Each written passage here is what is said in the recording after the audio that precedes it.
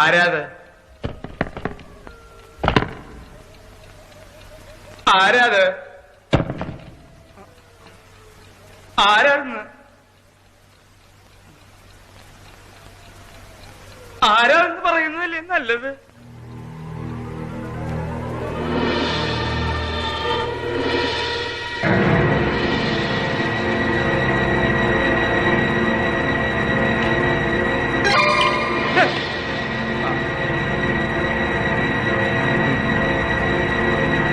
അതൊക്കെ ആരാണെന്ന് പറയാൻ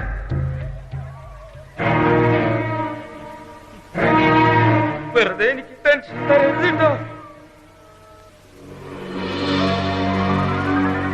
ആരാത്?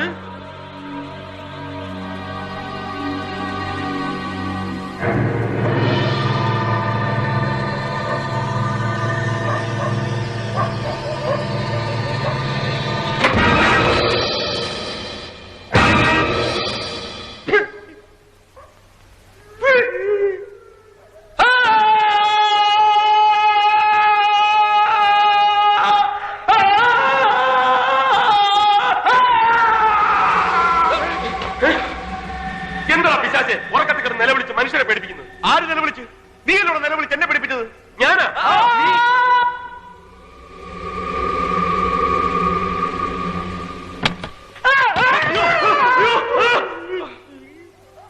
ഒറ്റ വീക്ക് വെച്ചതാണുണ്ടല്ലോ. പച്ചപ്പാഴേക്ക് വന്നാണ് മനുഷ്യരെ പേടിപ്പിക്കുന്നത്. ആരെങ്കിലും കൊല്ലാൻ വന്നോ ഇങ്ങനെ നടന്ന് കാണാൻ?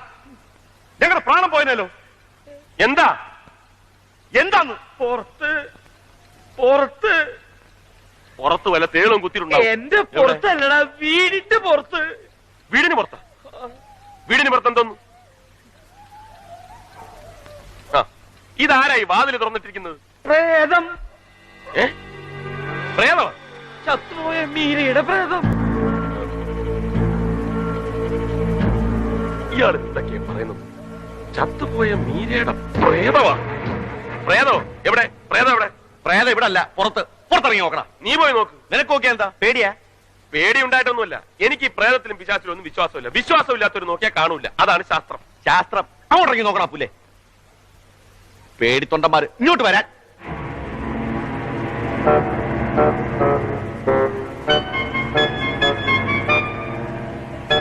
എവിടെ എവിടെ കണ്ടുന്നാ?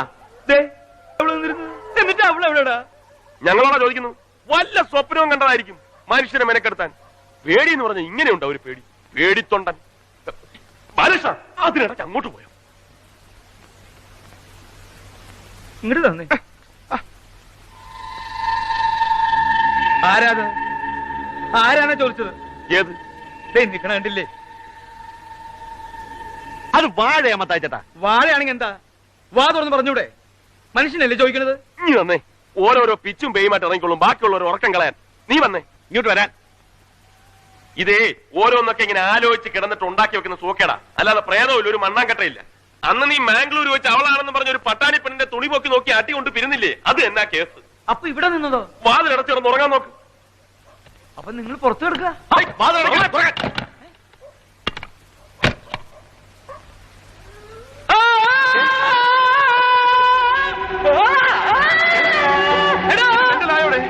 പ്രേതം, അവളുടെ പ്രേതം അതെന്നെ മുറിക്കാൻ തിരിപ്പിട്ട്.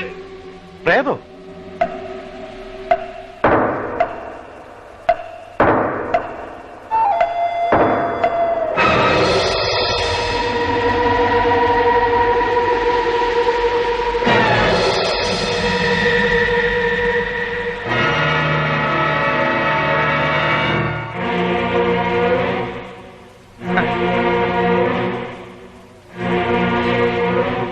പേടിക്കണ്ട, ഞാൻ പ്രേതവീക്ഷിയൊന്നുമല്ല. നിങ്ങളൊക്കെ വിചാരിക്കുന്ന പോലെ ഞാൻ മരിച്ചിട്ടുമില്ല. എന്റെ പേര് മീരയെന്നല്ല, മഹേന്ദ്രവർമ്മ എന്റെ ഭർത്താവുമല്ല. പിന്നെ ആരാ നീ?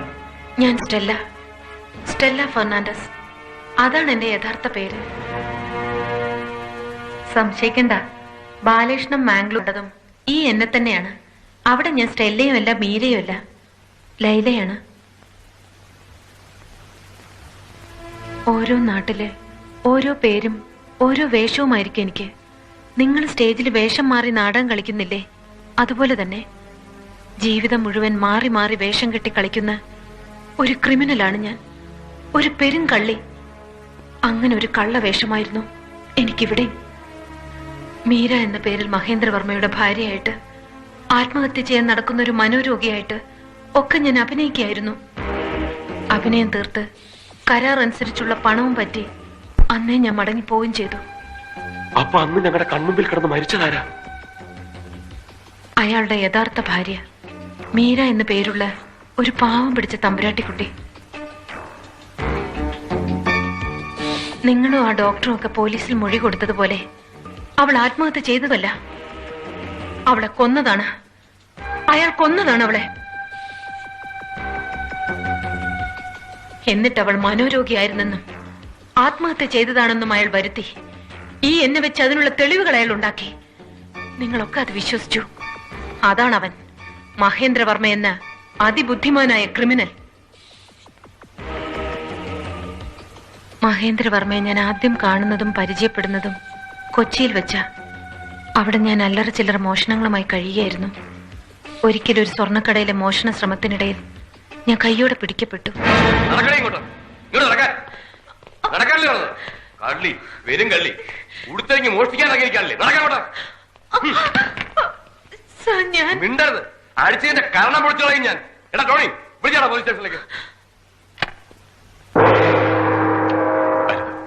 ദയവ് ഇത് പോലീസിനെ അറിയിക്കരുത്. ഹലോ മിസ്റ്റർ, നിങ്ങളാരാ? ഞാൻ മഹേന്ദ്രവർമ്മ, ബാംഗ്ലൂരിൽ ഗാർമെന്റ് എക്സ്പോർട്ടറാ. ഇതെന്റെ ഭാര്യ മീര വർമ്മ. എന്റെ ഭാര്യ ഇതൊന്നും മനഃപൂർവ്വം ചെയ്യുന്നതല്ല. അവളുടെ അസുഖം അത്. അവളൊരു മനോരോഗിയാണ്.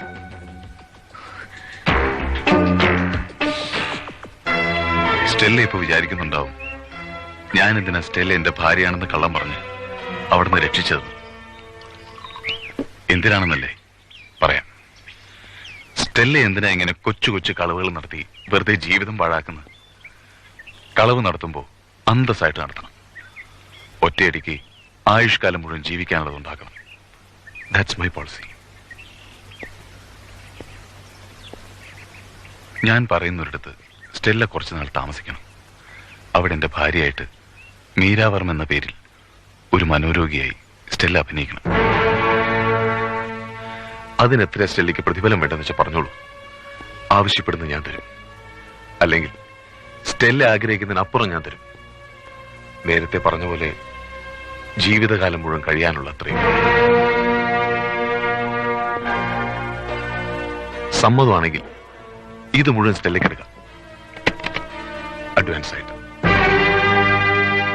ബാക്കി കരാർ അനുസരിച്ച് ജോലി തീർത്തു പോകുമ്പോൾ. സ്റ്റെല്ല പേടിക്കണ്ട. എന്റെ ഭാര്യയാവാൻ വേണ്ടി ഒരു നിമിഷം പോലും സ്റ്റെല്ല എന്നോടൊപ്പം കഴിയണ്ട. എന്റെ ഭാര്യ എന്ന പേരിൽ സ്റ്റെല്ല ജീവിക്കേണ്ടതും മനോരോഗിയായിട്ട് അഭിനയിക്കേണ്ടതും ഒരു ഡോക്ടർ മുന്നില. ഒരു മിലിറ്ററി റിട്ടയർഡ് മനോരോഗ വിദഗ്ധൻ, ഡോക്ടർ ഉണ്ണിത്താൻ. അങ്ങനെ ആ ഡോക്ടറുടെ കാറിന് മുന്നിൽ ചെന്ന് പെടാനും മഹേന്ദ്രവർമ്മയുടെ ഭാര്യയായി മനോരോഗിയായിട്ട് അഭിനയം തുടങ്ങാനും വേണ്ടി ഞാനും മഹേന്ദ്രവർമ്മയും വഴിയരികിൽ കാത്തു നിൽക്കുമ്പോഴാ ഞങ്ങളുടെ കണക്കൂട്ടലുകൾ തെറ്റിച്ചുകൊണ്ട് ഗോപാലകൃഷ്ണന്റെ കാർ ആ ഡോക്ടറുടെ കാറിന് മുന്നിൽ വന്ന് കയറിയത്.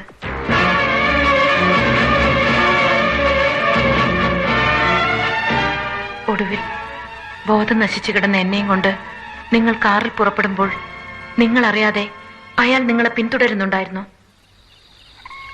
അങ്ങനെ എന്നെ തേടി അയാൾ ഈ ഉർവശി തിയേറ്റേഴ്സിലും വന്നു. നിക്കൂ, ഞാൻ ഉടനെ പുറപ്പെടാം.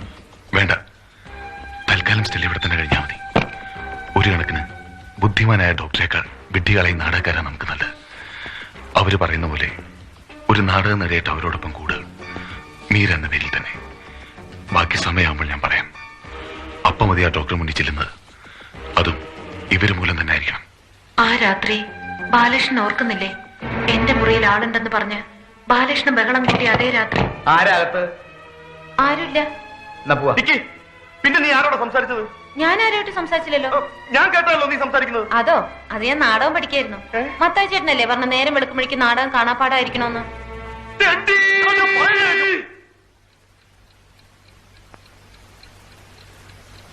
പിന്നീട് ഞാൻ ചെയ്ത ഓരോ കാര്യങ്ങളും അയാളുടെ നിർദ്ദേശം അനുസരിച്ചായിരുന്നു. നിങ്ങളുടെ മുന്നിൽ മുഴുഭ്രാന്തിയായി അഭിനയിച്ചത്, ഹോസ്പിറ്റലിൽ വെച്ച് രോഗം ഭേദമായതുപോലെ കാണിച്ചത്, പിന്നെ എന്റെ ഭർത്താവാണെന്നും പറഞ്ഞ് അയാളെ വിളിച്ചു വരുത്തിയതും അയാളുടെ കൂടെ പോയതുമെല്ലാം. അന്ന് രാത്രി തന്നെ കരാർ അനുസരിച്ചുള്ള മുഴുവൻ പണവും അയാൾ തന്നു. അതും വാങ്ങി പുറപ്പെടും മുമ്പ് എന്നെ കൊണ്ട് അയാൾ ഒരിക്കൽ കൂടി നിങ്ങൾക്ക് ഫോൺ ചെയ്യിച്ചു. ഒന്നും പറയണ്ട. ഗോപാലകൃഷ്ണൻ വന്നില്ലെങ്കിൽ, അരമണിക്കൂറിനുള്ളിൽ വന്നിട്ടില്ലെങ്കിൽ ഞാൻ ചത്തുകളയും. സത്യമായിട്ട് പെട്രോൾ ഒഴിച്ച് തീ വെച്ച് ഞാൻ ചത്തുകളയും.